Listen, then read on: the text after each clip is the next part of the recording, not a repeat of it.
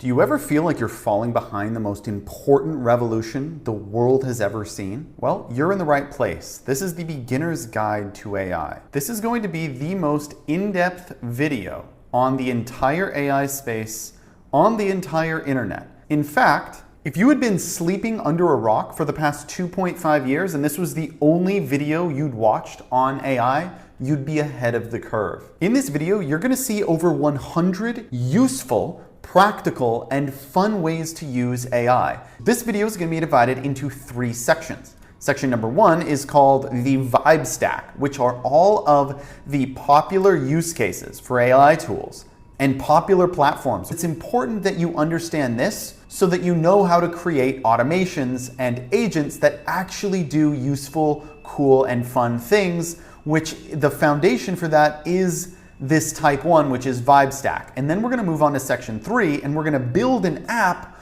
with all of this in mind. We're going to build an app that leverages the Vibe Stack tools. We're going to mix and match tools, and you are going to have a better understanding of how to create apps without writing a single line of code using these popular tools. You do not need to be technical in order to code and build applications that you can use to make money, that you can use in your business for whatever use case you want. This is going to be the ultimate AI video from ChatGPT all the way up to the most intense vibe coding tools. I'm going to break it down very simply. And by the end of this video, you are going to be able to tackle problems 10 times better than you could before, knowing that you have all of these tools at your disposal that you can use at any time to dominate whatever field that you're in. So let's go ahead and start with the chat AI tools. And we are going to start with none other than ChatGPT. The main benefit that I've gotten from these chat tools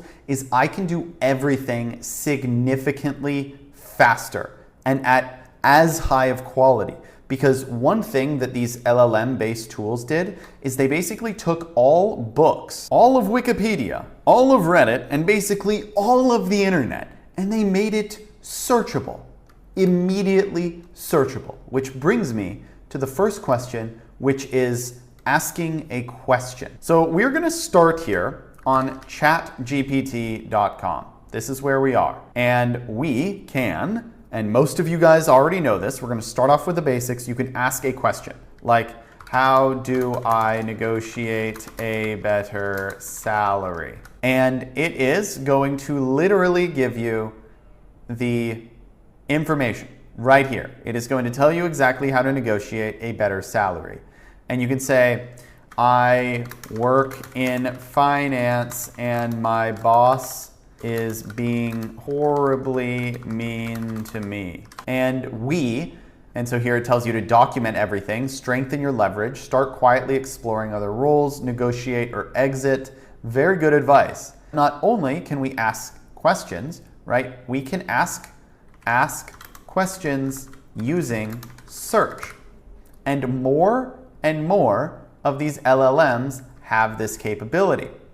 If we just start a new chat here, we can turn on search and we can say, please tell me who made the NBA playoffs and write a little tweet about it. And as you can see here, it says searching the web.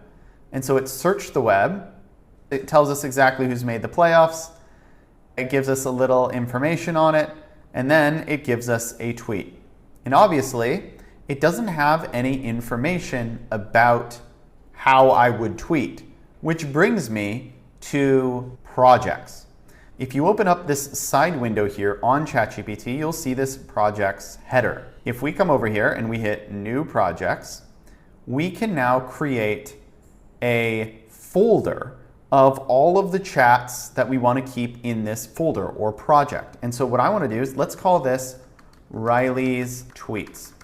And what we can do is we can just create this project. Now, this is going to open up a slightly different view. This looks different than this. This, we're not in a project, but if we click Riley's Tweets, we see this slightly different view. And when you are in this view and within a project, you can add files and you can add custom instructions. Let's go ahead and add some instructions. So So it's going to open up a text box. And what we can do is we can say, whenever I ask for a tweet or type or any content for that matter, please use the examples in this project to influence the style and beliefs. Please don't ever use emojis or hashtags. Maintain the voice of the user while also using the tone of voice from the examples. When writing content,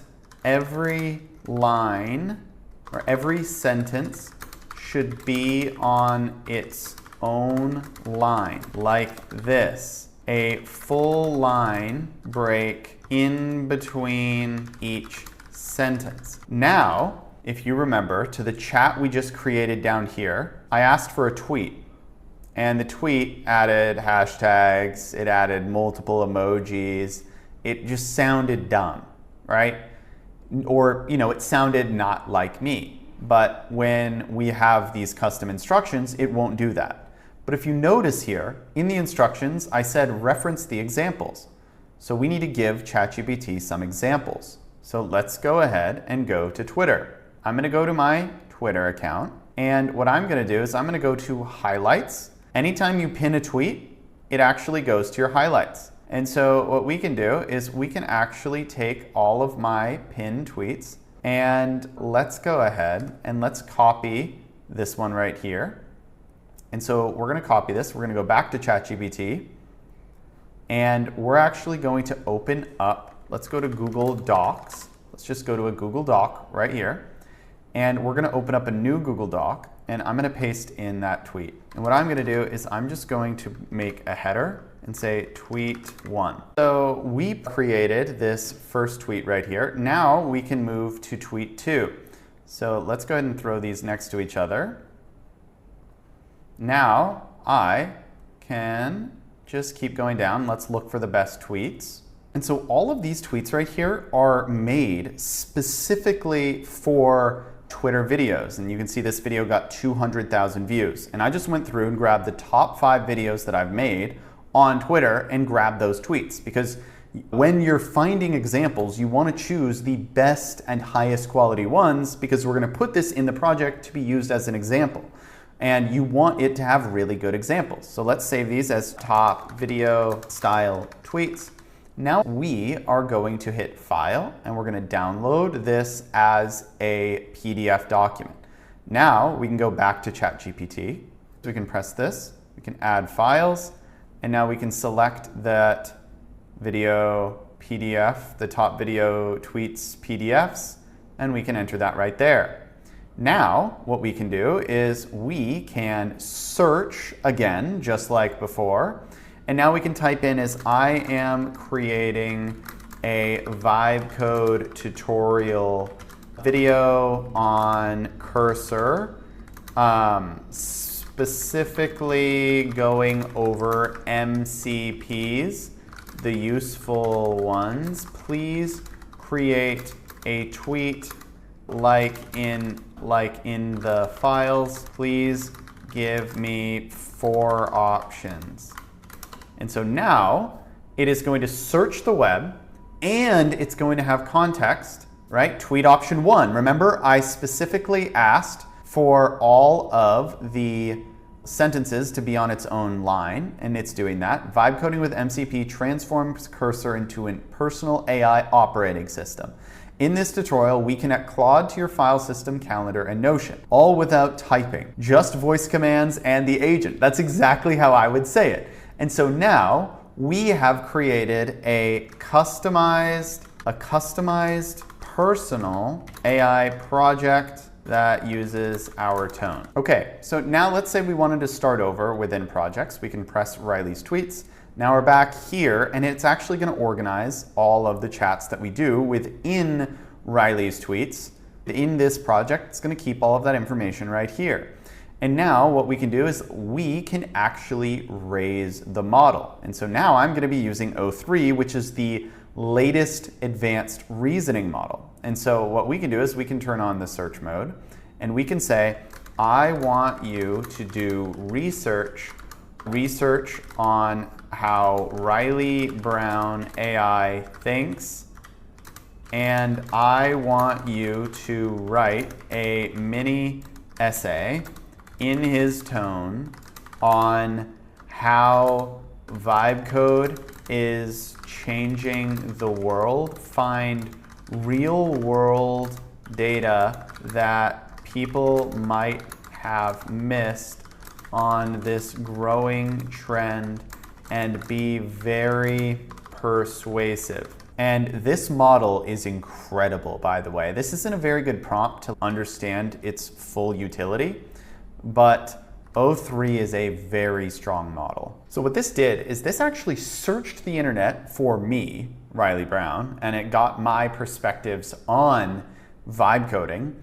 And then it also searched the internet on what vibe coding is. And then it used the project that we were in to create the proper tone based on our instructions and the files that we uploaded. Forget the syntax. Feel the problem. Speak the solution. That's core. The term that Andrej Karpathy minted when he told builders to fully give into the vibes and to pretend the code doesn't exist. So far we've used this chat interface, which we can turn on the search. We can also create a project for custom specific types of prompts that you want to use, in which you could set your own custom instructions and add project files. Well, we actually don't need to add files directly within a project. We can actually do it directly within the chat by pressing this plus sign. If we go back to ChatGPT, we have a new chat. We can actually upload files. We could take a screenshot of this right here, and we could save it to our clipboard. And we can go back to ChatGPT and we can just paste that bad boy in there. And we can say, please look at the image tools and write an essay on in the tone of Sam Altman on the image tools I mentioned, short, concise, as if it was an internal memo to the OpenAI team. And now this new O3 model, which we're going to talk about later. We are going to test this out right here. And it actually just analyzed the image, and now it's analyzing the image at a deeper level, which we are going to talk about this later. The level to which O3, the new OpenAI model, can analyze, especially images, is truly remarkable. And so it went through all of this analysis before doing this write-up in internal memo from Sam Altman, where we strand on the current crop of image generation tools team. A quick reality check on the images column from the VibeStack map Riley share. And we can actually copy this, or one of the most underutilized tools in all of ChatGPT, you can actually edit this in Canvas. And so we can actually just press edit in Canvas right here. So the chat is here on the left, and it put the canvas right here. And now we can actually make edits to this. We can say, actually shorten this and please write it in sentences in the tone of Jeff Bezos. And so it is actually just going to directly edit this right here. Wait, sorry. In order to do that, I think you need to use GPT-4o to use the canvas, and we can say add a sentence at the end. Yes, so here it literally edits it just like that. So it added this sentence here at the end, and then you can actually just edit this, right? So we can actually make this a heading, and we can actually add a sentence here, and we can say hello everyone, and then we can say add two paragraphs and write it in the tone of Elon Musk And now it will edit it, and you can watch it edit this, which is a very fun and interesting thing.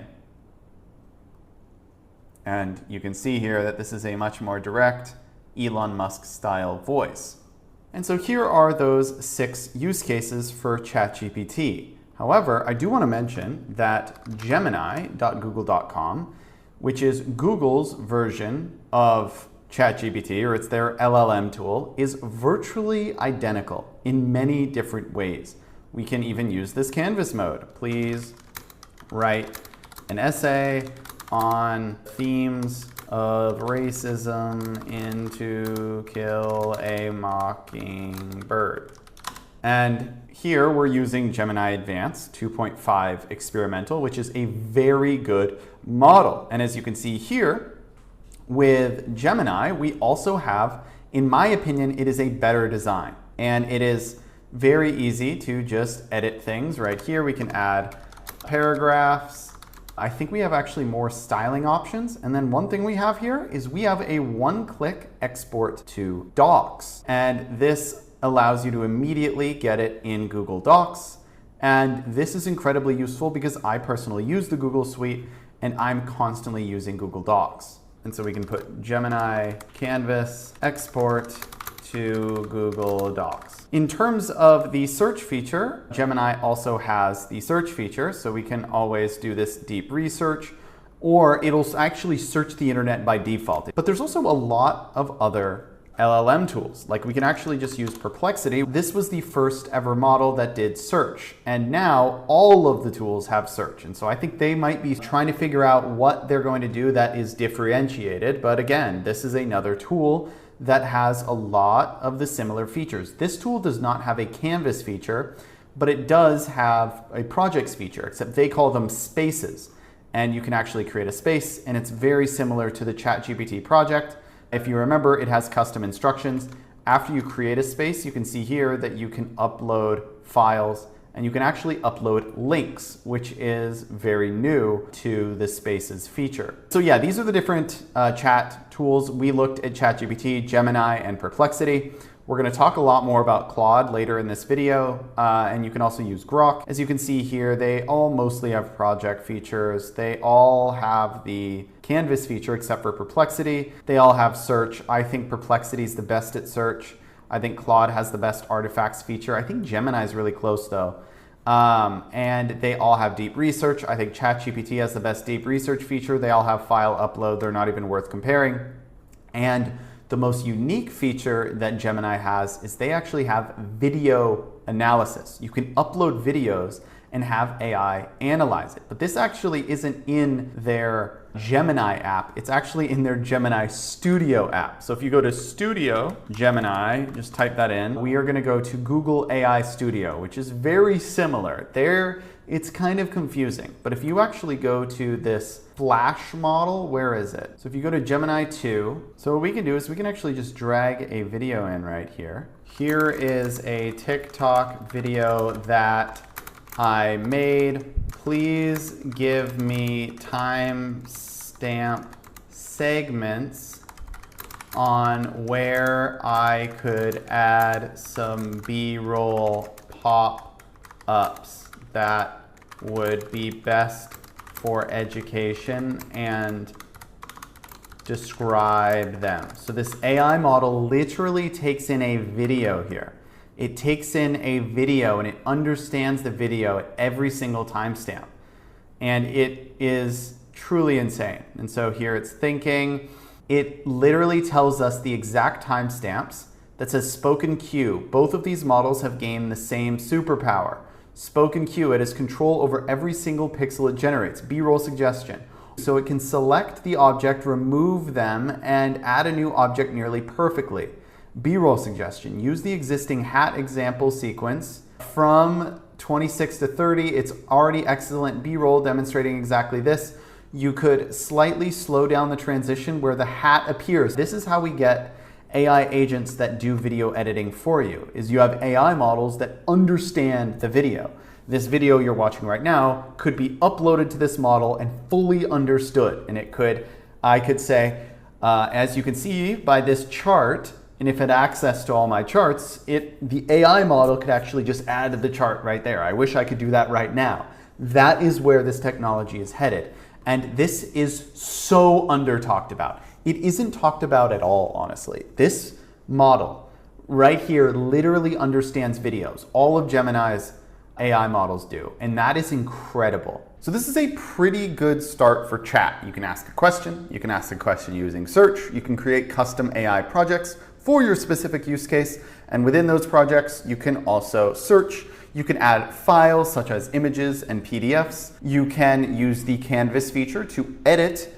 And then within Gemini, you can actually use the Canvas and export it to Google Docs. And you can also use the AI Studio, which is Gemini's AI, to analyze videos. And you can actually use all of these functionalities within your own apps that you can create, as we will get to later. But what I really want to move on to is images and how to use visuals in your workflows and how it relates to this chat, because the best AI image model right now is actually directly inside ChatGPT. And so that's where we're going to start. So up until recently, Midjourney was the best AI image model by far. You could feel the difference between Midjourney and all of the rest of the image models. Currently, to this day, it's actually still the best at realism, in my opinion. However, I would say the best overall image model for everyday use cases, especially in the business and content setting, ChatGPT 4o is the best. It is slower than Midjourney. Midjourney's a lot more fun platform because you can create a lot more image faster. This is faster, you can create batches, but GPT-4o is the best at styling. Obviously it had the Ghibli phenomenon, which was the most viral AI feature in a very long time, and it's really, really good at text in images, like the best by far. And let's dive into that right now. So just like earlier, we're going to go to Chat GPT, and all we have to do is make sure that we're using the 4o model. So let's pretend for a second that this is my house. This is not my house, by the way. I just found it on Zillow. But we're going to take a screenshot of this. And this is an idea that I got yesterday. Someone posted this on Twitter. And I can't find the tweet, but they were saying that paint companies, or companies that paint houses, are actually just using AI to change the paint of the house, to show you what it looks like. And let me show you what this very useful business use case looks like. So we can just upload an image of this house, and we can say, please paint this house dark gray. Keep everything else the exact same. I just want to change the paint color to dark gray. And the GPT-4o model will immediately just generate one singular image, which is different than Midjourney because you can have it generate 4 at a time and you can run it over and over again. So I could literally have it generate 30 images in the time that it would take for this to generate one image. And so in that way, Midjourney's better. But in terms of the editing quality and using natural chat language to edit an image, GPT-4o is far and away the best. And there we go. Look at this. So everything about the house is basically the same. And so we started with this, and now it looks like this. And obviously it painted these bricks that might not get painted, but I think this actually kind of looks cool. And you can actually paint it any color. And you can say, keep everything the same except add a red Jeep in the driveway with black rims. Maybe you have this car. Maybe you want to put the user's car in the image. I don't know what you want to do. But that is some use cases that you can do, right? We can change the paint on houses for a paint company, and hopefully your mind is racing. You can be like, okay, what else can you do with that? What else can I do like this? And the answers are endless. Imagine if you work for a pen company and you need to sell this pen, right? You don't want to just have to take a photo of this pen. You could say, please put this pen in the hand of a model as they hold it. In fact, we'll do that right after this is done loading. There you go. We have the same image and we have this red Jeep out front. That's pretty good. We have this new house, which is basically identical to the form of this house right here. We painted it dark, and now we have this red Jeep right here in the driveway. Let's get this photo of Cologne. We'll paste that in and say, please turn this into a highly professional product photo that looks very sexy. This should have a really cool background, but the actual product should look exactly the same. Woo! Look at that. That's pretty insane. And we can actually do specific edits. So let me show you something real quick. I don't know why my mouse cursor isn't showing up over the selection, but we can select a certain area on the photo, as you can see right there. And what we can do is we can say, change this text to Riley Brown, comma, the goat. And we can now edit this highly professional product photo. And it looks like it got like basically the ratio, like this font and spacing looks to be exactly the same colors. It just has really clean lighting. And we could obviously change the background as well. All right, well, here's an example of it not being perfect, right? I selected just this part. Maybe I need to describe the selection a little bit better, but ChatGPT is going to continue to get better, and it actually just changed the whole thing to Riley Brown, the goat. Please change the background to be lighter. Make it velvet red background.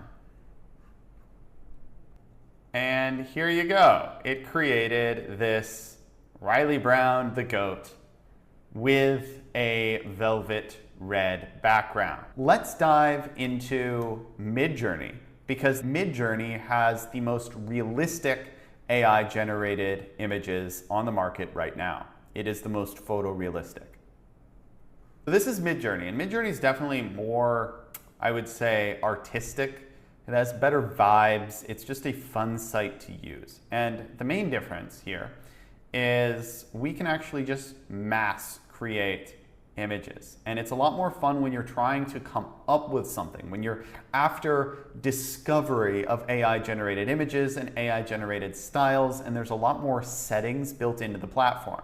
Let's imagine we wanted to create an app icon, right? We wanted an app icon for an app called Vibe Code, right? An iOS app icon of an orange monkey, cute, minimalistic, and yeah, let's just run this. And so what you can do is you can actually just press Command Enter, and you can see here 4 images are now being generated. And what we can do actually is we can just do that over and over again. So we can say Command Enter, Command Enter, Command Enter, Command Enter, Command Enter, Command Enter, Command Enter. And so here we now have 30 images loading all at once. And so we can kind of see them in this grid. And in this way, it's a little bit dangerous because you can spend a lot of money. Each of these generations costs money. And so what we can do here is we can click on one of these and we can actually download them. And if we download them and open up Finder, right, we can see the image is right here. It's 1024 by 1024. So if it gets any bigger than that, it might start to look pixelated. But they have this feature right here, which allows you to upscale an image. And we can also vary an image. And so it'll use the same style right here. It'll create a variation that looks kind of similar. And so as you can see here, it created this upscale, and we can click on this. And now if we download this image and we open up Finder, we will see here that this one is 2048 by 2048. So it's bigger. You can use it on posters or full websites so it doesn't lose its shape once it gets bigger. Here we can see that these are slightly varied. So it uses basically the same general style. Because if you notice, I first generated like 30 of these app icons. And I love doing this, and so now I can basically hone in and be like, okay, what style do I want here? Okay. And then I can find the style that I want. If I really, let's say I really like this one. I'm like, okay, I really like this style. Now we can create variations. And we can click on this as many times as we want. 2, 3, 4. And remember, all of these are multiplied by 4. So right here it shows 4, which means this is generating 16 new variations of this app icon, and you can see that it's somewhat close. So we're kind of getting closer. But let's say we actually want to edit these at a more granular level on Midjourney. We can click on this right here, and what we can do is we can just hit editor. And so this will automatically open this up in this editor here. Okay, and so now what we can do is we can actually use this eraser tool. And so we can actually erase this part right here. And what we can do is we can actually edit this prompt here. So we can say app icon of an orange monkey, and I'm just going to say wearing a purple beanie. And we're going to hit submit edit. You can see here it's editing this beanie, and now it's created 4 versions with a purple beanie, right? And now look at this. This is really, really good. This is a lot of fun. And with a purple beanie, now we're gonna go to ChatGPT to go to one of our old use cases, which is a question, right? We go to ChatGPT, what is the little ball thing on the top of a beanie? It's called a pom-pom. Great, I didn't know that. Thought those were what cheerleaders had. We can go back with pom-pom. Now, what we can do is we can submit the edit. So now it should add a little pom-pom thing at the top of the beanie. And there you go. It added this little pom-pom. There, that's fine. And so within Midjourney, we had some interesting use cases here. Even though it seemed like what we did was simple, we did a lot. To pay someone to ideate around an app icon could cost thousands of dollars.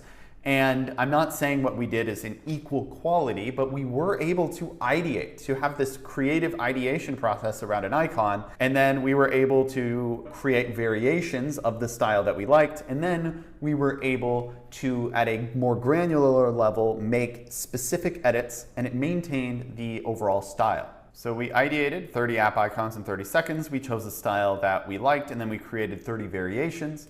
And then we upscaled the image, and then we made granular edits to the image. But you'll notice here, we're actually using version 6. So if we click on settings right here, and we go to version, we should go to the latest version. And so let's create a photorealistic landscape image, and we can change the exact, let's do 6x5, and let's do photorealistic image of a tiger skateboarding, doing a kick flip over a stairway at the White House. And now we're going to create, let's create 24 versions. So Command Enter, Command Enter, Command Enter, Command Enter, Command Enter, Command Enter. And so here we can see all of the variations of this new image generating here with version 7. And you can see these coming in, and I mean, come on, these are gonna be awesome. Oh, this is crazy. And so this is Midjourney. And every time I use Midjourney, I'm actually kind of blown away by the realism. I mean, look at this. And they're all in kind of like different styles. I love this one. So this one I'm going to favorite. And let's create a few subtle variations. And let's keep going through these. This one's okay. This one looks a little fake. This one, the lighting's kind of good. I kind of dig this one. I'll favorite this one. And we can kind of go through here. This one is like a tiger wearing normal clothes. I'm gonna stick with that original one that I created. So here our variations are done. Okay, so this is pretty cool. So we have these images here of this tiger, and let's go ahead and upscale this one right here. Okay, so we got our upscaled image. This looks really cool. Let's go ahead and save this image. Now what we can do, let's actually move on to video. And we're going to be going back and forth from images to video because they're very much related. Very much related. And so we're about to just mix images, video, and sound to create high quality videos. And we are going to use Krea AI. Krea AI is one of my favorite tools. They just raised a ton of money. This video is not sponsored or anything like that. What we can do here is we can actually go to video, and we are going to generate a video, and we're going to use the starting frame of that image that we just downloaded of the tiger riding a skateboard down these stairs here, and we're going to say tiger riding skateboard down stairs. And let's start off with a very simple prompt here. And so here we can actually select a model. And you can see here, Kling 2.0 is the best model right now, in my opinion, based on what I've seen. Kling 2.0, and then also Runway Gen 4, which I'll show you in just a second. Let's go ahead and use Kling 2.0, and we're gonna hit generate. Downstairs and falling off. Let's do 2. So we'll have one of them, it's falling. But these, look at this, it says 5 minutes remaining. So these can take a little while. However, while it's loading, let's go ahead and go to runway.ml, which created Runway Gen 4. And we're gonna do the same thing. So those are the two best models. The two best video models, in my opinion, are Kling and then Runway Gen 4. These are the two best AI video models right now. Google VO is right behind. I'll highlight this one as this little gray color here because Google VO is not far behind these two. Sora, Luma Labs, and Pika Labs I think are a slight step behind, but all of these companies could end up being billion-dollar companies. In fact, Runway's already a billion-dollar company, so is Kling. Yeah, I mean, it's likely, who knows if Pika Labs get there? Pika Labs is kind of going a more consumer route. But I will actually talk about Pika Labs in just a second. Let's go ahead and focus on these two right here. So on Runway, we can hit generate video, and now we can drop that same asset we dropped into using the Kling model on Krea. And here we can upload this image, and let's just crop that to this 4:3. And we can enter the same thing we did into Krea. So we can come down here, and I'm actually just going to enter this prompt right here. And we are going to paste this like that. And can we do 10 seconds? Here we can do 10 seconds. Let's generate another one. Can we generate another one? Cool. So now we have 5 videos loading. And I actually forgot that Gen 4 just added Gen 4 Turbo. And so they just added Turbo, and this actually is very fast. It generates 10-second clips in about 30 seconds, I believe, which is a lot faster than 5 minutes, which Krea does, which is cool. And so sometimes you don't need to use the best model, and so you see that there's actually 2 minutes remaining on this. But let's take a look at these videos. So we're generating a video here. Okay, so it's still like pedaling down. Let's see. Okay, maybe we started off with a bad image. Maybe oh, here it's like flying down. Maybe what we should do, and we can always come back to Midjourney, right? Maybe we go to a different one, and maybe we do one where it's not over stairs. Let's actually Let's do another image. Let's create another concept here. And let's just say man walking down the street, photorealistic man walking down the street holding a leather brown briefcase that that has a red circle logo on it. Let's say we have a briefcase brand and the logo is just this red circle. It's going to be this viral sensation. We can generate a bunch of these images here. And we're going to do a more simple video. I mean, this is hard. We gave it a tiger riding a skateboard down. And like, this would be good if it was on flat ground, but it's like, what is it supposed to do from this frame? So this is probably an error of mine. Like, this is like obviously a very unrealistic frame, but it's like, what do you do with the physics of it? Like, I guess we could say tiger riding skateboard downstairs and falls off. We tried that on the Kriya example.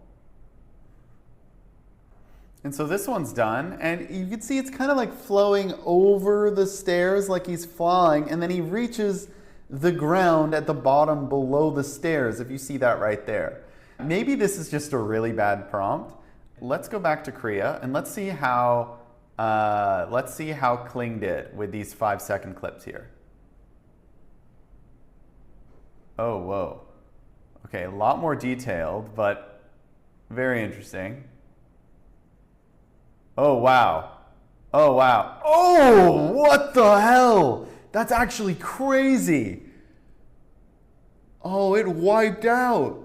So he's like riding down the hill and then it flips. So Kling actually is the most detailed model. Kling actually goes crazy, I'm not gonna lie. Let's imagine we wanted to create a 30-second ad for a McLaren, right? If we wanted to create a 30-second ad for McLaren, what we would need to do, if we think about this in terms of a video timeline in CapCut or Premiere Pro, let's say this right here is a 10-second video clip. If we wanted to create a 30-second ad, we would need 3 of these. So we would need 10 seconds, 10 seconds, and 10 seconds. But more realistically, it might be a 8-second clip. It might end up looking something like this, but this is not good enough, right? We need more than just a video layer. We're actually gonna need some sound. So we're definitely gonna need some sound. And so this is, we'll probably want some music. And then we're also gonna want some sound effects, right? If you have a commercial with a driving car and it doesn't make any car noises, that's a pretty bad video. So we're gonna want some sound effects, and these sound effects, the music might be consistent throughout the whole background, but we might have some sound effects for the car starting. Maybe we'll have a sound for the car driving. Maybe we'll have some layered sound effects where we have, you know, just the general sound of the city. Maybe there's some wind or something like that. But ultimately, we're going to be creating something that might look more like this. And so this is what actually makes up a video, right? A video is not just the actual video frames, right? These need to be consistent. They need to have a consistent style, but there also needs to be music and some good sound effects. And the third layer of audio is going to be dialogue. Let's say we're going to have some dialogue. And this layer right here might actually just be at the end. It might say something, or maybe it'll say something inspiring at the beginning. It'll be a little blank, and then we'll have this dialogue, and we'll have a consistent speaker. So let's go ahead and actually create a video just like this. Let's first decide what product we want to advertise in the video. I'm going to ask ChatGPT, come up with 10 ironic, simple, funny product item ideas. A do nothing button. Okay, so do nothing button, a pre-cracked egg, a pocket sand. You know what? A do nothing button. I actually like this. A sleek button that when pressed lights up and does absolutely nothing. So let's go ahead and copy this. Now, let's actually stay within ChatGPT. Please turn this into an image of a man about to press this button. The button is sitting on a kitchen table in front of him. Make this in the style of Studio Ghibli. And look at this, this is great. So do nothing button, do nothing button. It has this big red button and it's in the style of Studio Ghibli. I like it. Let's go ahead and download it. So what we're gonna do is we're gonna take this image and drag it into Runway Gen 4. And we are going to just type in man about to press a button, but gets stressed and puts both hands on his head. Generate. Now what we're gonna do, while that's generating on ChatGPT, I'm gonna say, please make a close-up image in the vertical aspect ratio that you've already created. Please make it a close-up of the do nothing button. Make it look exactly the same and have the case right next to it like it is on the table, but do not have the image of the man. I guess we'll say do not have the man.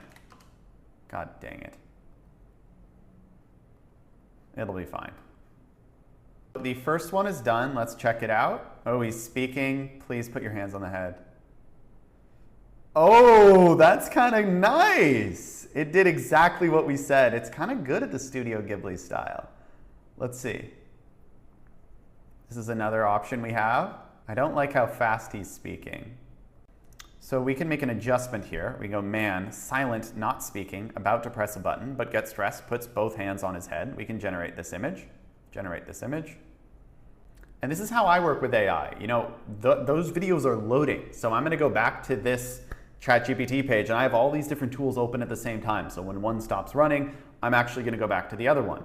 Now I'm going to say, please make this again, but with a professional background, not the case, just the button, a product photo in the style of Studio Ghibli. And I like this one.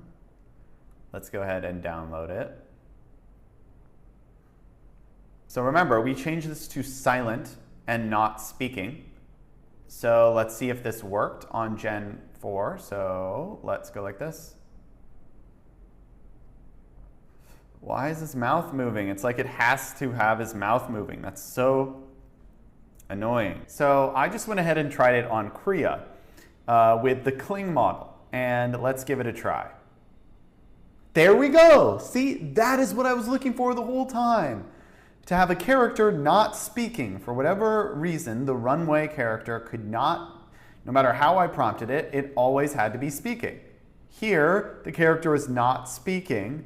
We're gonna create one more frame here, and it's just gonna be of the button. So we're gonna upload this image right here, which is just the do nothing button, and we're gonna have this button right here. So it's a man's gonna press the button, it's gonna make a sound, there's gonna be light music in the background, and then it's gonna do a close-up of the nothing button. So we'll do close-up of the do nothing button, zooms in on it, on the button, and the lighting gets dim. Generate. Now let's move to another fun part, and we're gonna move to the sound category. We're gonna go to 11labs.io, and then we're also going to go to Suno.ai. So on 11labs, we're gonna go to the app. What we're gonna do is we're gonna find the sound effects section, and we are gonna go button pressed, I'm gonna say cartoonish sound of a button pressed making a failure noise. Let's see what this sounds like. And this is a lot more fun because the iterations are a lot faster. And I actually just realized we can change the duration of the sound. And so we can make it, let's just make it 3 seconds, and we'll hit generate. So here are the samples. So it just generated these 4 sound effects. So let's go ahead and try them. That's okay. It's all right. I actually like this one. Let's try this sample too. On text-to-speech, let's just type in introducing the, wait, what did we call this item? The do nothing button. Introducing the do nothing button. It does nothing. Now we can change this to, I'm thinking like a deep voice here. And so we can use Julian. If you really think you're alone at night. Great, let's send it. So let's select Julian and now generate speech. Introducing the do nothing button. It does nothing. Great. Let's download that. Now what we're gonna do is we are gonna go back to Krea where we're generating this final shot here. So let's take a look at these. Amazing. Amazing. That is a wonderful shot. Download. So now we have the dialogue. So if we go back to our diagram here, we have our sound effects, with the riser and the button being pressed, and we have the dialogue, right? I think we're only going to have dialogue at the end. We're obviously going to have a lot shorter of a clip, but now we need music. So here on Suno, what we can do here is we can say we're going to do instrumental, and then we're going to have light, ambient, anxious music. I don't know what this means. I'm just putting in emotions here. And again, we can now create songs very easily. Okay, so these are done. Too fast, too sad, way too fast, too strummy. Do nothing button. I like it. Let's send it. So now if we press these 3 dots right here, we can click download MP3 audio. Now what we're going to do is we're going to open up Premiere Pro. We are going to clip all these together really quickly. Okay, so now here we're going to press skip. Now what we're going to do is we're going to drag all these files in here. It's quite simple to kind of get started. You have this timeline down here. You can see your video over here. This might be easier to get started in CapCut if you have any experience, but basically here we have this button and you have this character that presses this button. So we need the button pressed button. Let's line these up just like that. Maybe that button press wasn't the best. Maybe we need it, maybe it's a little too early. And let's get that music in here. Advertisement drum beat. Ironic and fun. Create. Create. Do you want to change your life? Don't press this. Don't buy this. Generate speech. Do you want to change your life? Don't buy this. All right. So now we'll go to Premiere Pro, and what we're going to do is we're actually going to make our own track here. Okay, do you want to change your life? Okay. Now let's actually raise this volume on this. Let's go 4. Do you want to change your life? Don't buy this. Let's see this. Nope. We can hit create captions. Now it's going to use AI to generate these, or it used AI to generate the transcript. So we're going to hit export. So it's done. We can go here. Now we can watch it full screen. Do you want to change your life? Do you want to change your life? Don't buy this. Introducing the do nothing button. It does nothing. Do you want to change your life? Okay, so here's the video. And I decided to just tweet this to illustrate the fact that we used GPT-4o for the image, Kling for the video, 11labs for the voice, 11labs for the sound effect, and Suno for the song. I did that all in a span of, I don't know, maybe 25 minutes total, and it definitely could get a lot easier. And that's why we're talking about vibe coding. There's ways to vibe code tools to actually speed up this process.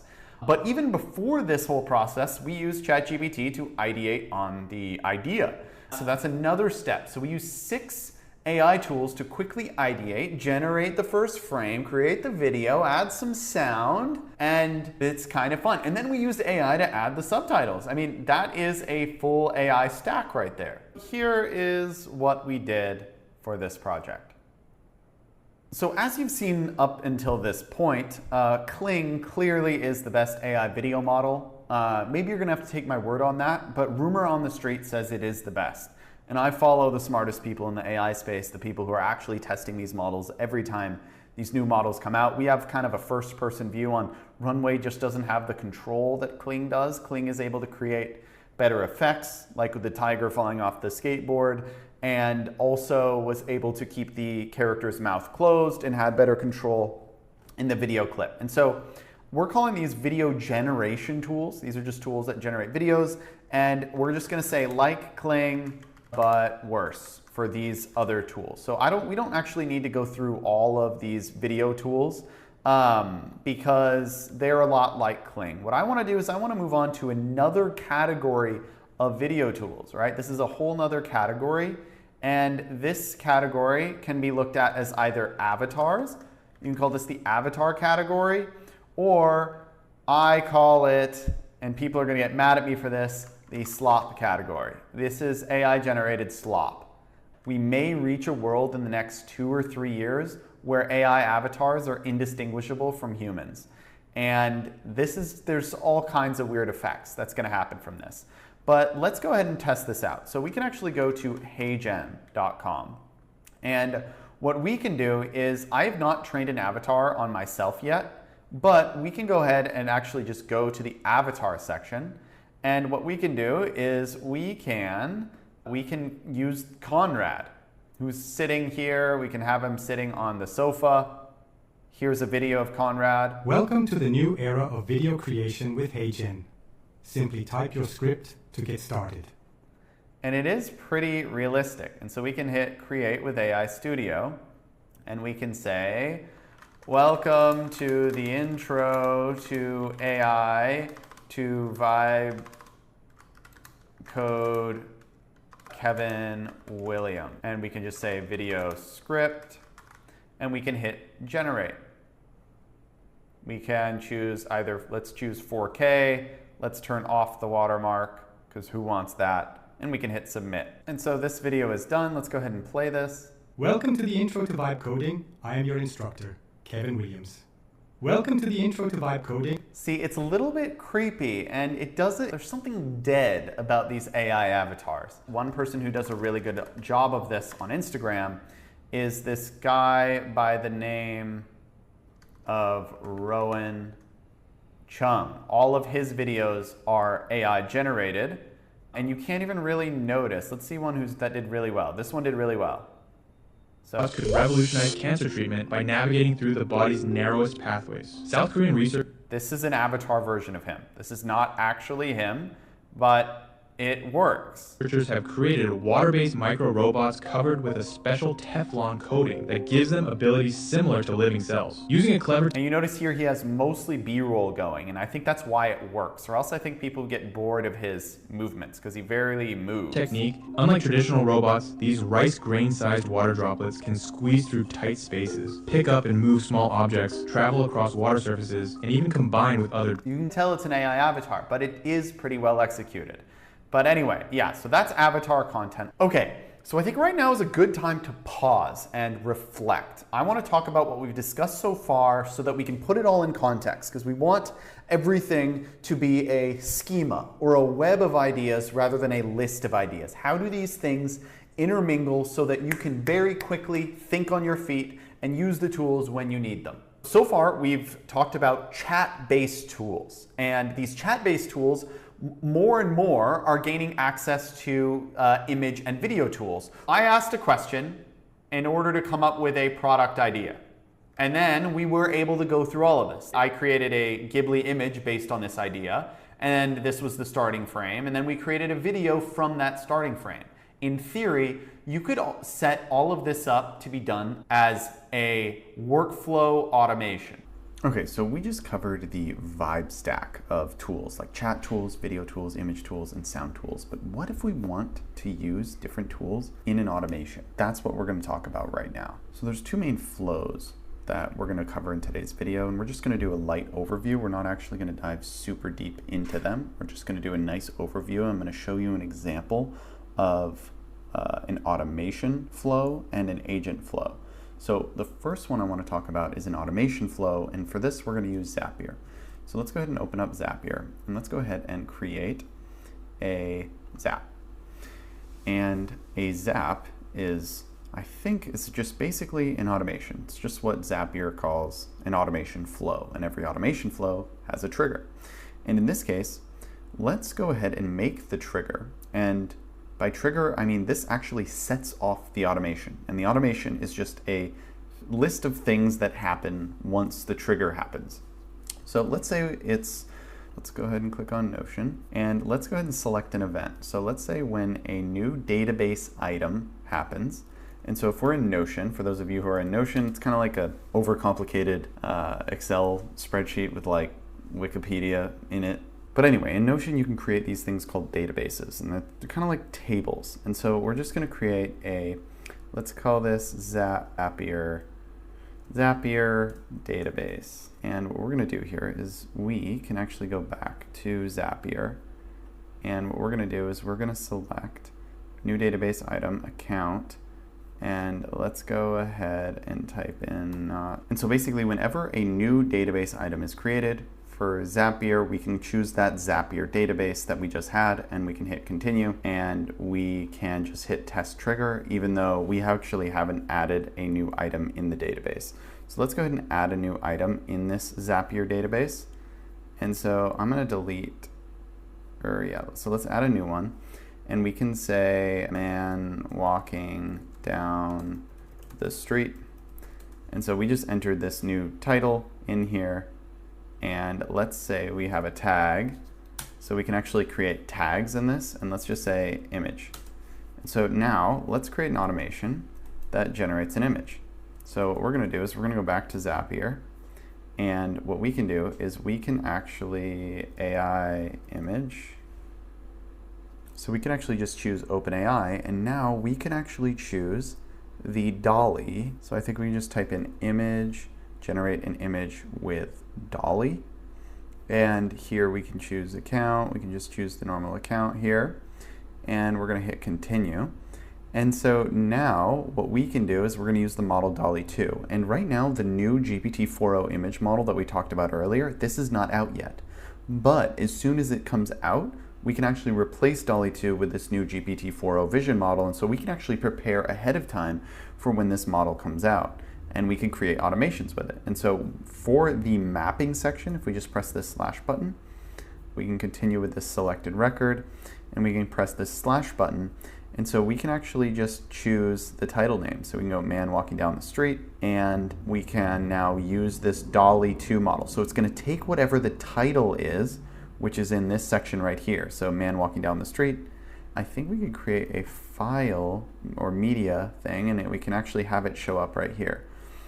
So what we can do is we can go to Zapier, and we are now sending the title right here. So DALL-E 2, number of results. Let's just do 1 for now. Size, oh yeah, let's do 1024 by 1024.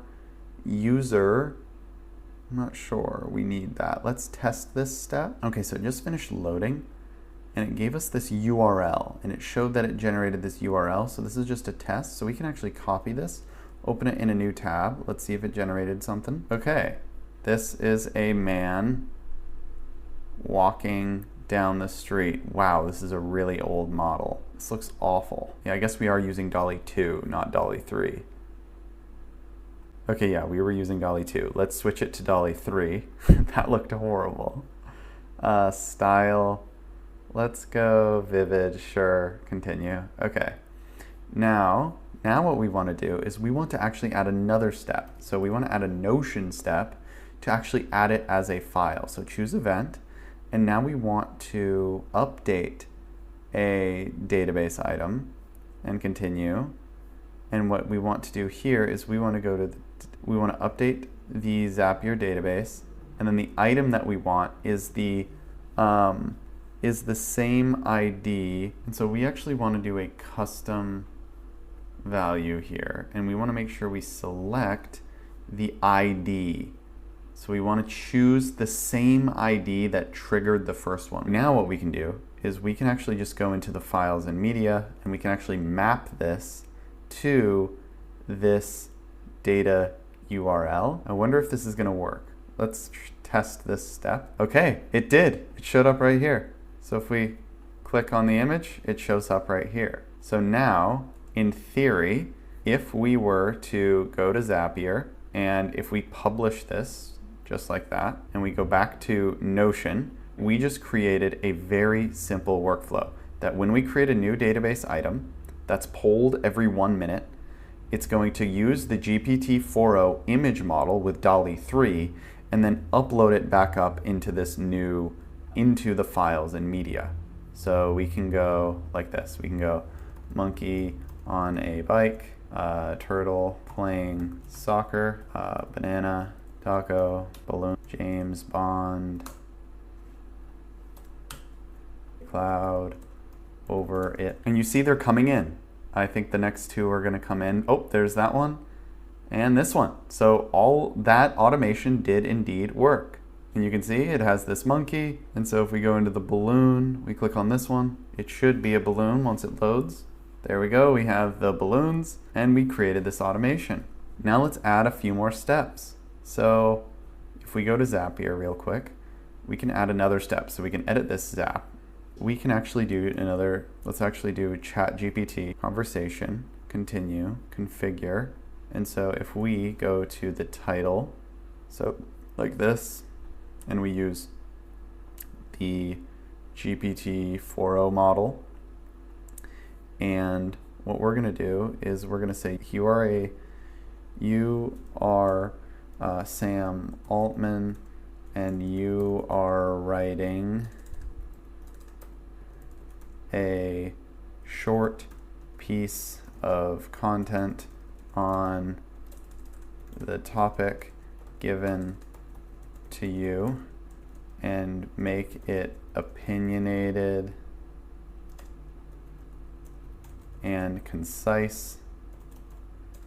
And so here we are now, and now when we do the update item, so once we update the Notion database, we're going to actually add a field in the Zapier database. We're going to make this text, and what we're going to do here is, we're just going to add this Sam Altman's thoughts. That's what we're going to call it here.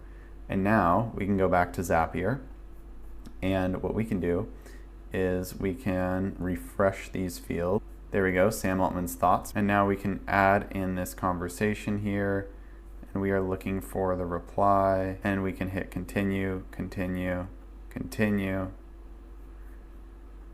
and then now we can publish. Now I think we can give this a test here, and if we just test this final step, we can retest this step, then we should see, yep, a man walking down. Okay, so here's Sam Altman's thoughts. So now in theory, if we go to the database and we type in going to lunch, and we type in large language models, we typed in a San Francisco elevators.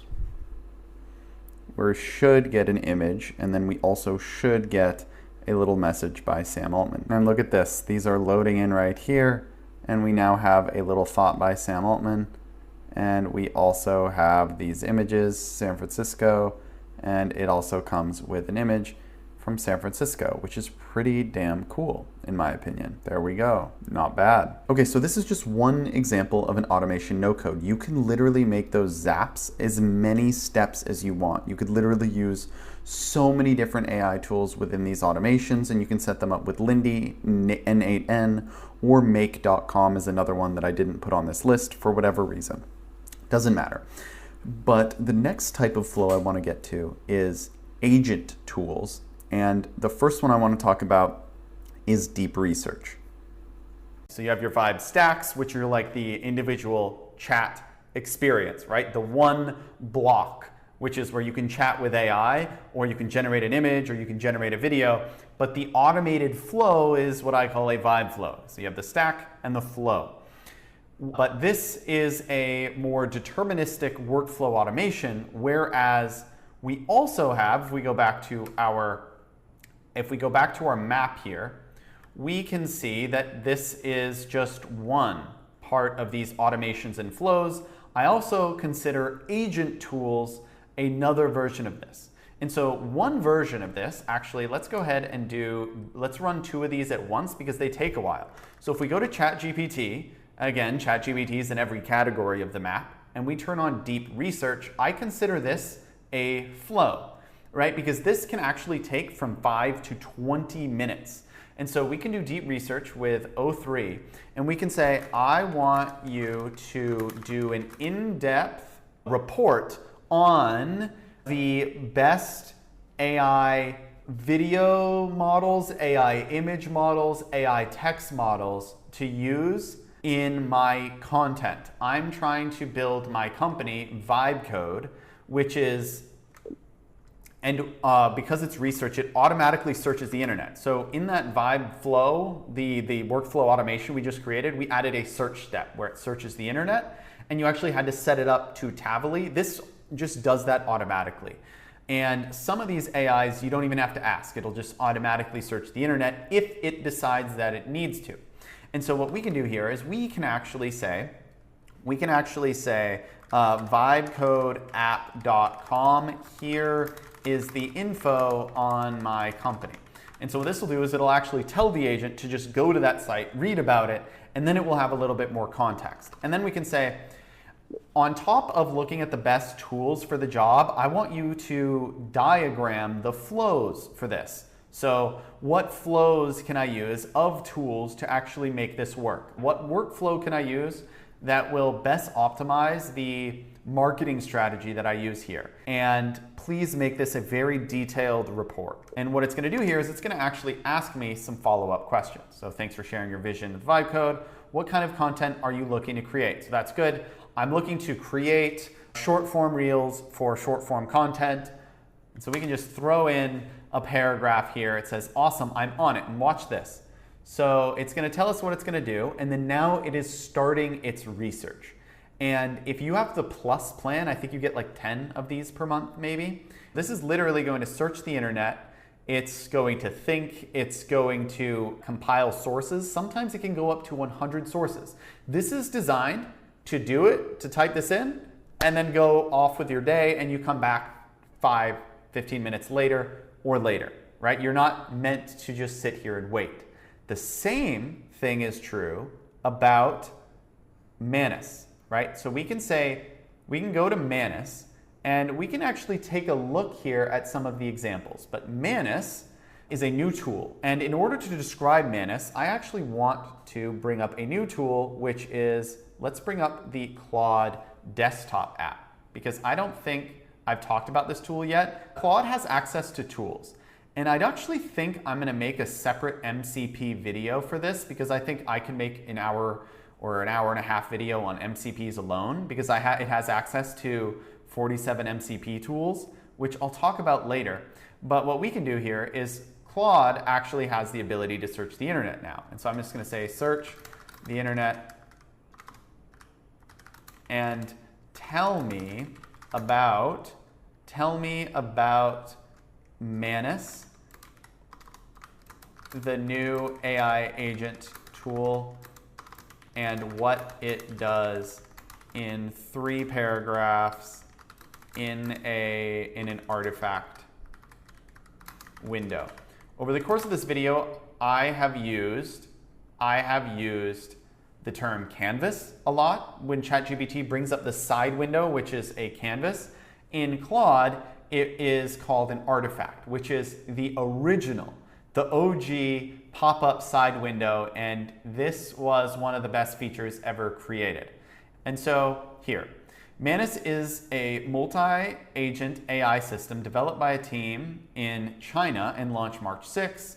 Unlike conventional chatbots that only provide information, Manus is designed to autonomously execute complex tasks, including researching, analyzing data, generating reports, writing code, and deploying websites with minimum supervision. That is a new flowchart of how this tool works. And this is one of my favorite parts of Claude, is it's really, really good at generating flowcharts in what's called Mermaid. So this is a Mermaid syntax here. And it's just gonna automatically convert, once it's done coding, into a so this is a full flowchart. And so we can see here, and so we can actually bring this over here. We're gonna wanna probably full screen this, honestly. Make it simpler and make it from the user experience perspective. And this is a much simpler explanation of what Manus is. Manus works on a task autonomously, navigates websites, processes data, writes code if needed, creates deliverables. And so Manus completes tasks, notification is sent to user, user reviews completed work, user can replay the session to see how the task was done, user can use or download results, user can request modifications. And so this is a full, kind of like an AI employee, almost like an AI employee that you have access to. So now that you kind of understand that it has this agentic workflow, it kind of makes decisions on what it needs. It can navigate websites. It can go out and process the data that it finds on these websites. It can write code if needed. You can also give it data, by the way, and it creates deliverables. It can create a deliverable for you. So like, what deliverable do we want from Manus? So do research on the modern AI tools for generating videos. I want a PDF with images as the final output. Okay, let's run that. And so now we have 2 AI agents working right now, because as you can see here, the AI agent that we created for deep research on ChatGPT is only halfway done. 24 sources. So it's selecting 24 different sources. It's doing all of this activity. If we go to Manus, we can see here that it's doing a bunch of stuff here. What's cool about Manus is you can click on one of these, and this will actually open up this side panel right here, and it will tell you, it'll kind of show you what's going on. So it'll show you the full plan. I think this is very, very cool. We can screenshot this. I'm gonna add it to this, which I'm going to make this whole board here at the end. I'm gonna organize it and make it like super useful, and I'm gonna allow you to download it and stuff. And this is just kind of a good way to see what we've covered in this video. But you can see that Manus has a plan. It has a research plan. It says created a project directory and research plan. So it's created and organized files. It's created like a little mini IDE for itself to work on this. And so now it's going to search for modern AI tools. It's going to collect detailed information on each tool, gather images and examples for each tool. And so each of these agents are going on for 10, 15 minutes at a time. And this is why I made a tweet a while back. I said the future of marketing and the future of business and startups may end up looking like online poker. So this is my ultimate prediction. If you guys followed poker back in 2010s, I was really, really young during this era. I only saw like documentaries of it. I wasn't into poker then. But the best poker pros were playing online poker. And if you've ever played poker, it's turn-based. Meaning if you fold your hand, you have to wait a while before you get your next hand. And you don't even play every hand. You fold a lot more often than you play, right? You might only play 15, 20% of your hands in poker. And so these pros, in order to make money, would play online poker on multiple tables at once. When it was your turn, that table would light up. And this is called like multi-tabling. Poker pros would literally play 30 games at once. Their brain ran calculations so fast that they were able to play profitably in 30 games at once. And that's how they made the most money that they possibly could. And I think that the future of AI agents, right, as you can see here, we've basically sent off these employees. There's nothing that we could do right now, right? there's nothing that we could do other than to send we could actually manually do some work or take the research. But I think that a lot of the work will actually be using these AI agents asynchronously to do a bunch of tasks. And I think that there will be a CEO in the near future, within the next year, who will run a company managing these AI agents on these multiple screens. And you're just going to be there and you're going to be like, all right, Manus 1, Manus 2, Manus 3, Manus 4. And it's going to cost a lot of money in agents. Now, Greg Eisenberg would call this vibe marketing. This is so Greg Eisenberg thinks that like vibe marketing will be a few people using these workflow builders, agent platforms, software, so like to automatically create lead magnets. You're going to use vibe coding tools to create like little mini MVPs that people can sign up for the wait list. And then you can use like marketing and automation tools to kind of create this entire workflow to basically amplify the work that your marketing team does. For me personally, I just don't like the name, and I think it's going to be wider than marketing itself.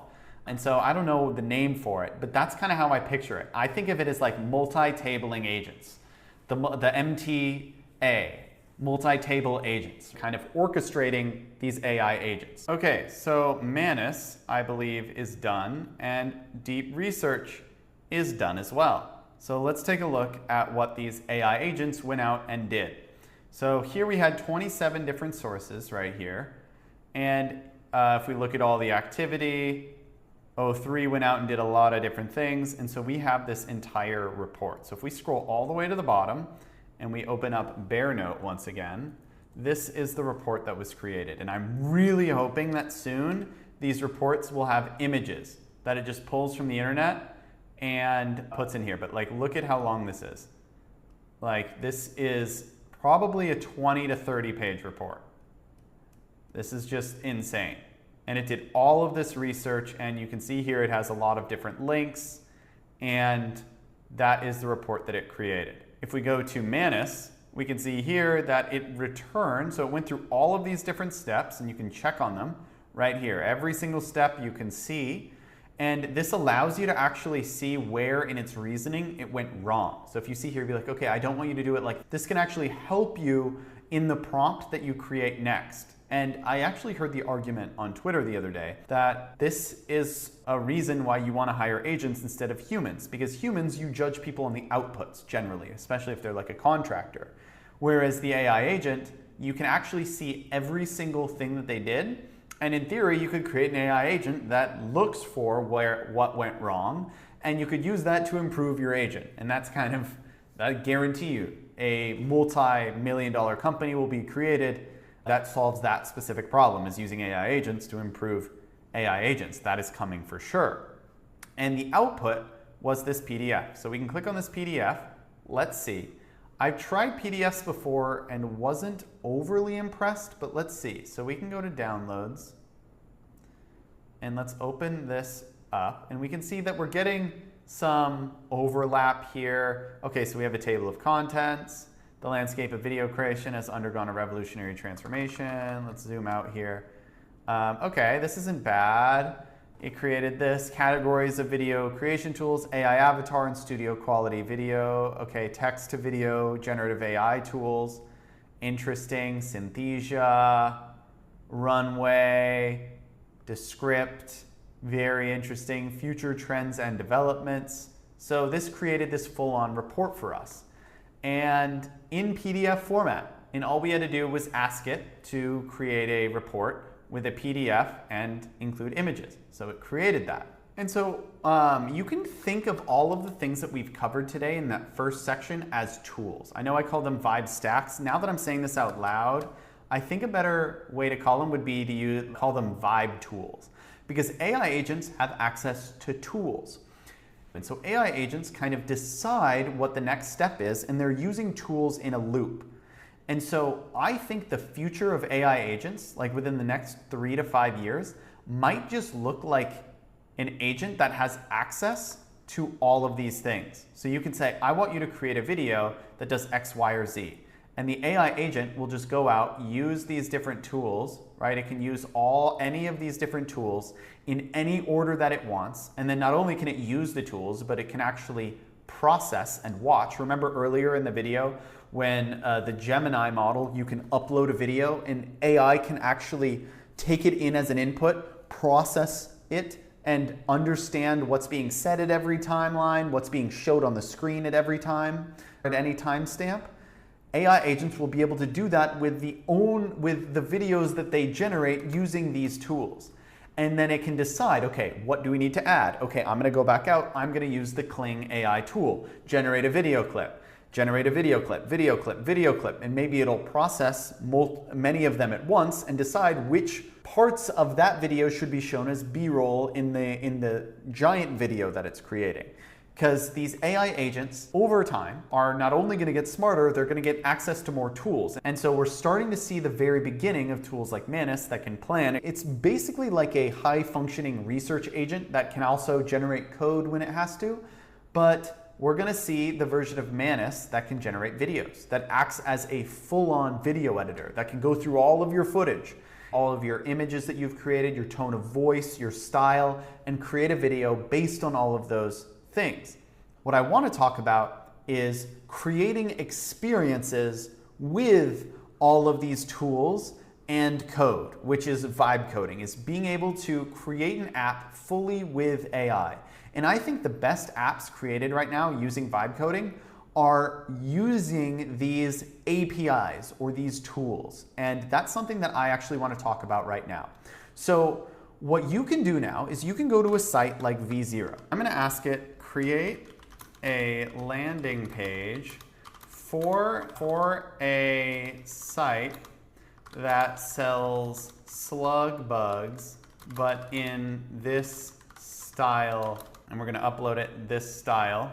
Keep the site minimal because we will have images of the car in that color, and I want that to be the focal point. Make it just a hero section and a footer, nothing else. And so this coding agent is generating all of the different files. It's going out, deciding exactly what we need.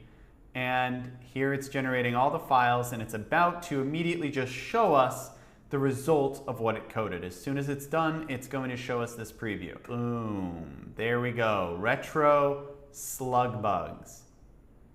And so this is interesting. The G is being cut off, and I'll just tell it that. I'm gonna say, in this word, the G's are cut off at the bottom. Make that stop and make the buttons less colorful and the text less colorful. Now let's go ahead and go to ChatGPT here. And let's go ahead and upload this image to GPT-4o, and let's generate some images of a slug bug. So create a simple image of a slug bug with a plain background. The slug bug should have the same patterns as attached image. Okay, I like this. So I'm gonna go ahead and download this. Now we have this slug bug. We'll put it right here. And we're gonna make this the background of the site. And we're gonna make this the background of the app. So what we can do here is while this downloads, we can go back to V0. And what V0 does, which is just an AI app or website builder, we can actually drag this image in here and we can say, please make the background of this site this image, please. I'm just gonna say, get rid of this text. I want as little text as possible. And so we're gonna now insert this image into this site. So we are vibe coding with the image that we generated, and it's gonna get cooler. Trust me. Okay, look at this. So we have this clean site right here, and it shows this slug bug. And so now what we can do is we can actually go to Runway ML just because it's faster. And what we're gonna do here is we're gonna generate a video, and we are gonna click on this right here, and we are gonna drop this image just like this. So it has the same aspect ratio as the original image that we put into the app. And so now we're going to describe the animation that we want in the website. And I'll show you exactly how I'm going to do this. I'm going to say car driving off the screen to the left. And now we can make these 5 seconds, and let's go ahead and generate this. Generate this. Generate this. And now we can get our prompt ready while the video is loading. So here, this is what I'm going to ask of V0. Okay, when I hover my mouse close to the car, I want you to then replace the image with a video that is of the same, I want it to show up as the same size as the image, because the video is this car going off the screen. And I want the image to turn into a video, and the car is going to drive off the screen. And after 3 seconds, after the video starts, once I hover close to the car, I want a middle screen pop-up to come up that says buy now, that has a little image, a littler version of the image of the car, and put the price 20,000, checkout now. The video that I want you to use is attached in this comment right here. So we can actually attach videos directly in V0, which is a really cool feature. And so we are now, let's go ahead and check which one we want to use. Hopefully one of these works. Okay. Why does it pause? Okay. There we go. That's what I was hoping for. So let's download this right here. So we have this downloaded video. Let's go ahead and drag this video in here. And this video is taking some time to upload. Okay, it's good. Now let's run it. So hopefully once our mouse gets close to the car, it'll have the car drive off the screen, and then it will show us the pop-up to buy it for 20,000. And while that's loading, let's go to ElevenLabs, because again, we're applying everything that we've learned and we're connecting it all together. What we want to do here is we want to create a sound effect, and we want this to be, let's say, 6 seconds, I think, for now. And let's say car starting and slowly driving. Simple car noise. I don't want it to be too complicated. All right, let's check out these noises. Pretty solid. Let's use that noise. So we first need to nail, let's see if V0 got it. So it's done. I'm going to refresh this whole page just so we have, I want to see if this animation works properly. Okay, let's see.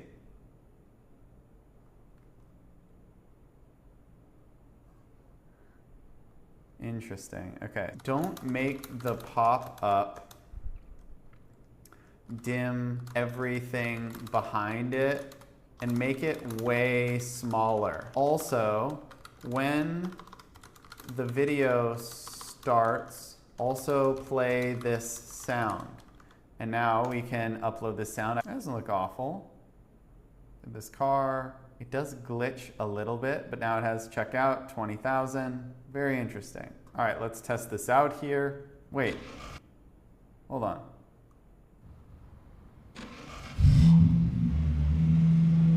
There we go. And you know what? It's not perfect. It's not perfect. We don't want it to play on repeat. All right, so we just used AI to create a website, a landing page, and we put AI-generated images and videos within that website. But what if we actually want to create an app that uses these AI power-ups or APIs? And so I call APIs power-ups because these are external tools that you can add to your app, and it creates really cool features. And so I want to start off with some examples. So here's an example of an app that I built, which is actually a clone of a very popular app called Cal AI. And very simply, when the user takes a photo on the app sends the photo to the OpenAI API, it analyzes the photo and generates text. So it's actually using the image to text model. It is converting this image into text. It sends that information back to the app. And so this is actually what it looks like right here. So if we hit this plus sign right here, we can hit scan food. And I can now take a photo of this banana. And you can see here that it is now processing that image. And there we go. It is 105 calories. It tells me the amount of carbs, protein, fats, and we can log that information. And since I made this version of the app specifically for people with diabetes, now we get this little message on here that describes if it's good or not if you have diabetes. So it's like a personalized app. And we're entering the era where you can just build apps specifically for yourself. And so the best app ideas that you can have that make money, at least when you're starting out, follow these two rules. It's like, what specific pain point does the app solve? And then how do you get the user to solve that problem in as little touches as possible? And because of APIs and AI, it makes it a lot easier to make things solvable really quickly.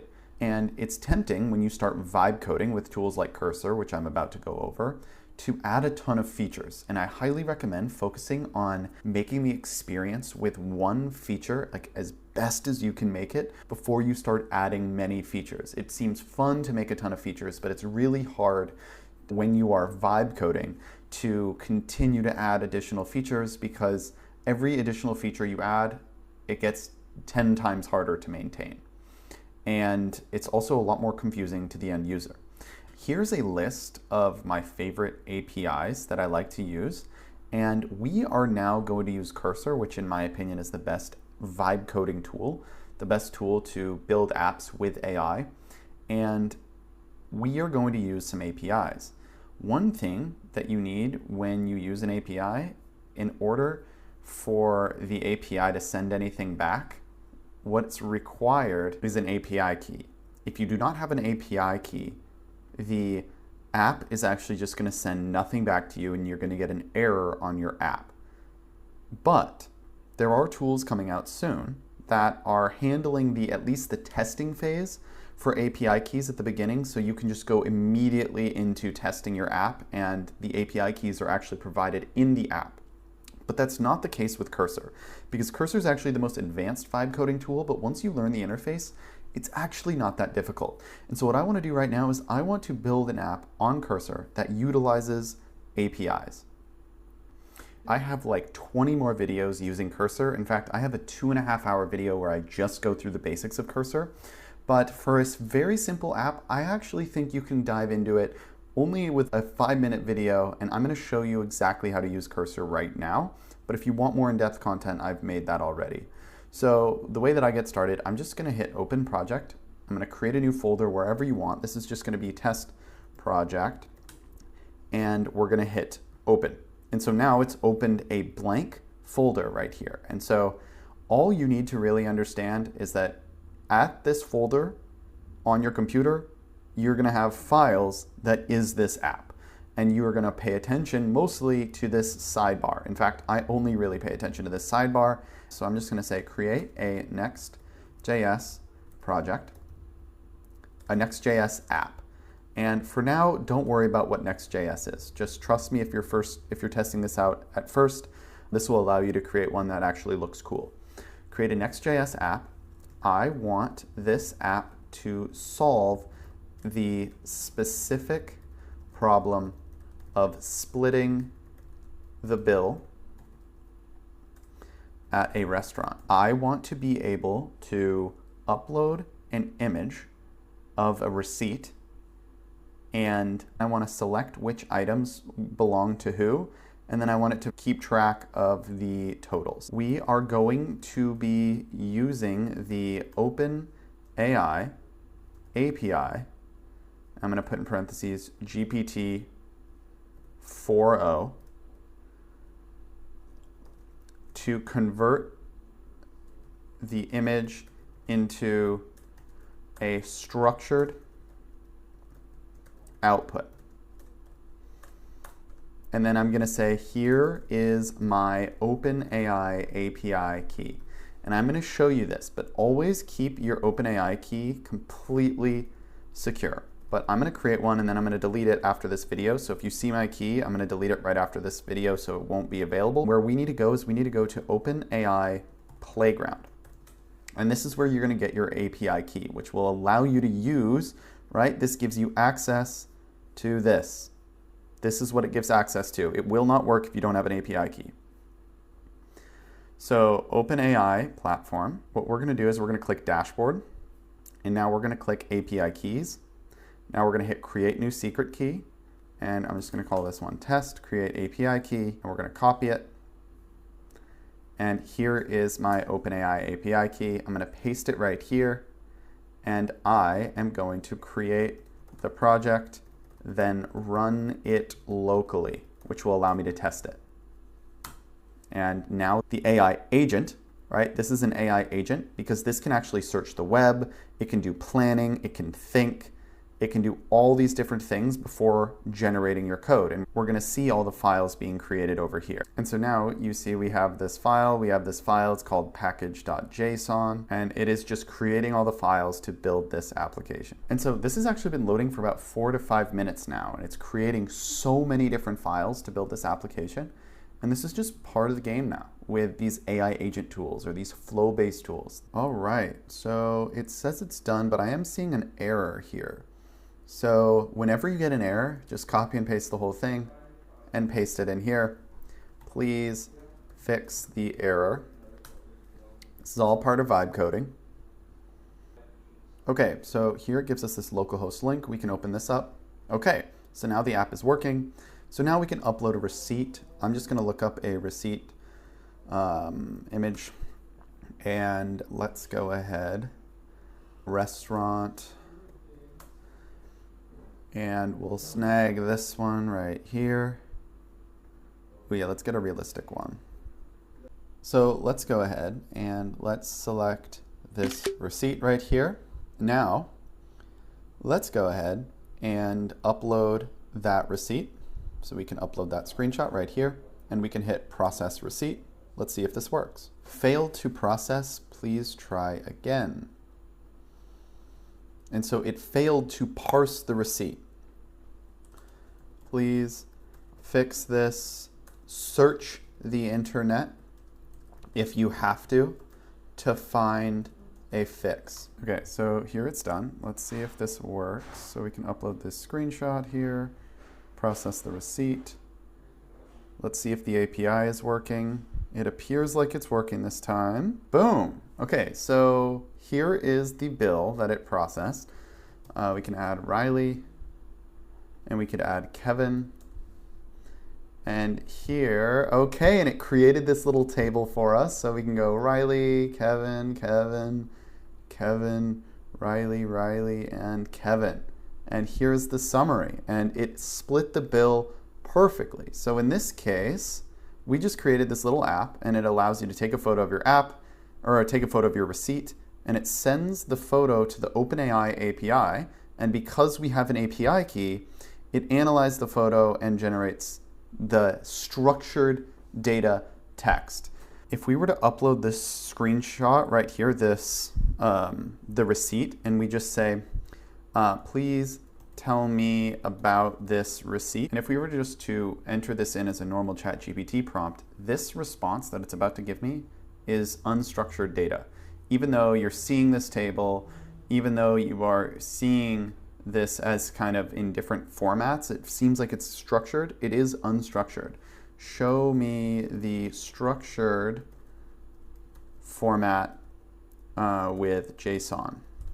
And what this is this is actually a legit structured output, and this is what this app is doing. So this is exactly what this app is doing. This is a structured output, and the API on the back end shows, this is what it shows. And then it basically loads that information in this structured output right here so that it can look the same every single time.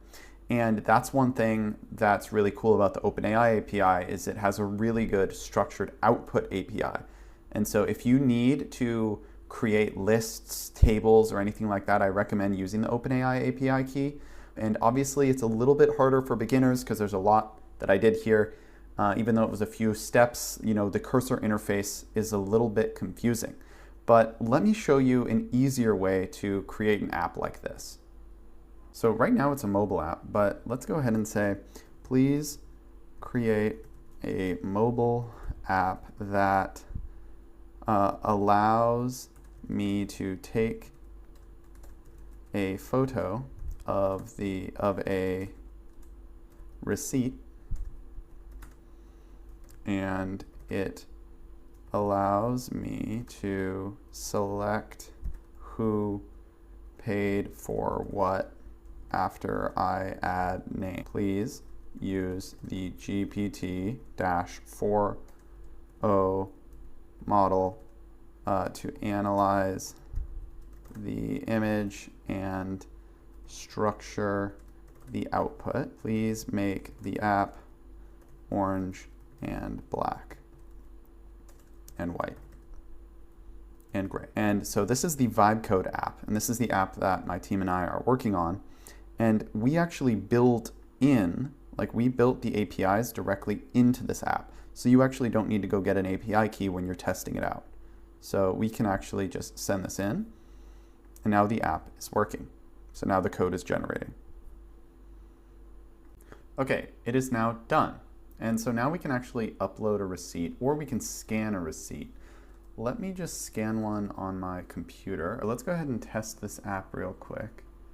And so if we open this up and let's go ahead and take a photo of this receipt. Let's see if this works. Analyze receipt. Okay, there we go. And so 124.53, and it broke everything down. And so there we go. This is a good example of using an API, the same one that we tried to use on Cursor, except we actually didn't even need to use an API key. The app just kind of worked automatically. There we go. And we had to fix one little error, but we created this in, I don't know, like 7 or 8 minutes. And we can add people to the bill. Let's see, add person. Okay, let's add Riley. Okay, now we can add Kevin again. Okay, now we can tap to assign this item. Okay, so we'll give that one to Riley. We'll give this one to Kevin. We'll give this one to Riley. We'll give this one to Kevin. Obviously, I don't think this user experience is the best, but we can assign all of them. We could probably make this a lot quicker, but there we go. We have the full total for each one, Riley and Kevin. And now we can actually add a little feature that says, please create new receipt option at the end after I've assigned all of the costs. That creates a little shareable list that I can very easily send to someone via text. So this should be a native iPhone feature that lets me share this info with someone on text right away after I've assigned all of the costs on the receipt. Okay, so now the code is generating, and we can actually watch the updates as it happens on the VibeCode app, and it's building this native iOS app. And since it is a native iOS app, and that's what we're building, we get access to the native features like share on messages. And so we should have a feature that pops up on here that allows me to very quickly share it with Kevin. As you can see here, it hit refresh. Okay, I saw that some changes are happening. I still don't see the share feature. Let's see if it adds it. Okay, so look at this. It added it in 2 locations actually. It said share bill details. And so all I have to do is press share bill details, and it allows me to very quickly send this information over. And so I'm gonna go ahead and send it to my girlfriend, Emily, even though I did put in Kevin. But as you can see here, the total tack room receipt split Riley, Kevin, and there it is. There's all of the items sent from my Bill Splitter app. And that's a pretty cool feature. You can just in one click share it with whoever you want. And that would be good to share it in the group chat if it was a bigger group. And so this is just another good example of a cool workflow that you can create in just a few prompts directly from your phone. And you could also create something like this in Cursor. I just think it's easier, on your phone, just like this. Okay, wow, we actually did cover a lot in this video, and I am going to post this full guide online. The link will be in the description, so you can find this mind map and all these tools. But we talked about a bunch of different tools. We talked about automation workflows, and we used Zapier to create a Notion workflow that had some AI features built into it. And then we discussed vibe coding tools. We built a landing page on V0. We talked about APIs and how these can give your apps power-ups. And I guess we only showed an example of the OpenAI API being used, both text and the image input. But in future videos, I'm going to show you how to use Replicate. I've actually made videos in the past talking about Replicate and other APIs that you can use, including Perplexity and 11 Labs. And we also talked about how to come up with the best vibe coding apps, and I showed two examples, right? We had one on Cursor and then one using the vibe code app. If you're on the computer, you should use Cursor. From the phone, if you want to create mobile apps, you should use the vibe code app. And yeah, so this was a long video. We also made a video. We made this ad, which is pretty fun. Do you want to change your life? Don't buy this. Introducing the Do Nothing button. It does nothing. And so we created this little video here. And yeah, so thank you for watching, and I will see you in the next video.